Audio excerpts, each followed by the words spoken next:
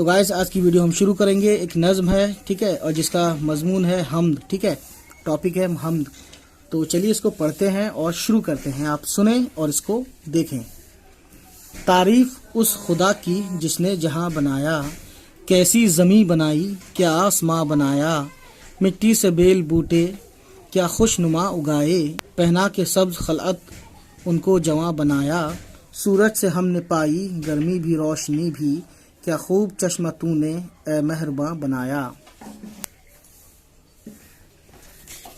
یہ پیاری پیاری چڑیاں پھرتی ہیں جو چہکتی، قدرت نے تیری ان کو تسبیح خواں بنایا، رحمت سے تیری کیا کیا ہے نعمتیں میسر، ان نعمتوں کا تجھ کو ہے قدرداں بنایا، ہر چیز سے ہے تیری کاریگری ٹپکتی، یہ کارخانہ تو نے کب رائے گاں بنایا.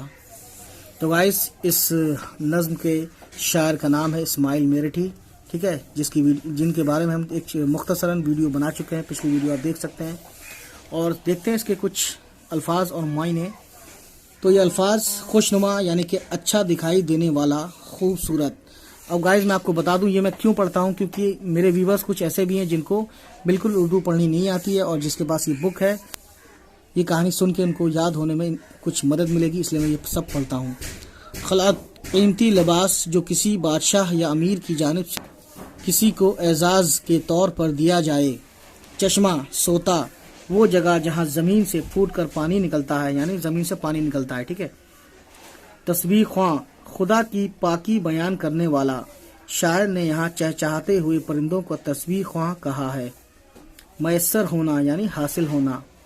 قدرداں قدر کرنے والا. کارخانہ کام کرنے کی جگہ یا مراد دنیا کو کارخانہ کہا ہے شاعر نے. رائگاں یعنی بیکار یا فضول. ٹھیک ہے، یعنی یہاں لکھا تھا نا، یہ کارخانہ تو نے کب رائے گاں بنایا، یعنی یہ جو دنیا بنائی تو نے، اس کا یہ بیکار نہیں ہے، کوئی نہ کوئی وجہ ہے اس کی.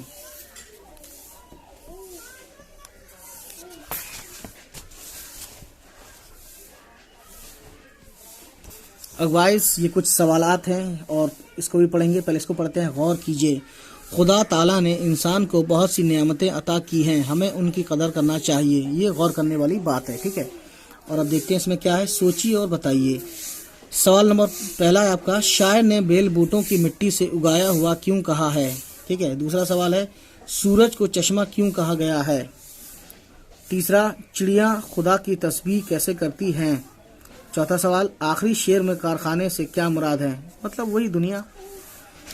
اور باقی انہوں نے لکھا ہے، اس نظم کی روشنی میں نیچے دیے گئے مصرعے پر 5 جملے لکھیے. ٹھیک ہے. تعریف اس خدا کی جس نے جہاں بنایا. اب یہ کہتے ہیں کہ اس سے ملتے جلتے، یعنی کہ اس میں آپ 5 مصرعے اور لکھیے. تو گائز یہ تھی نظم اور اس کو ہم نے پڑھی. امید ہے یہ ویڈیو آپ کو پسند آئی ہو، اور اگر پسند آئی تو پلیز ہمارے اس چینل کو سبسکرائب کریں. اور جن کے پاس NCERT کی یہ والی بک ہے جس کا نام کیا ہے، جان پہچان، تو یہ ویڈیو ان کو شیئر کریں اور پلیز ہمارے چینل کو سبسکرائب کرنا نہ بھولیں. چلیے پھر ملتے ہیں آپ سے. Bye bye, take care.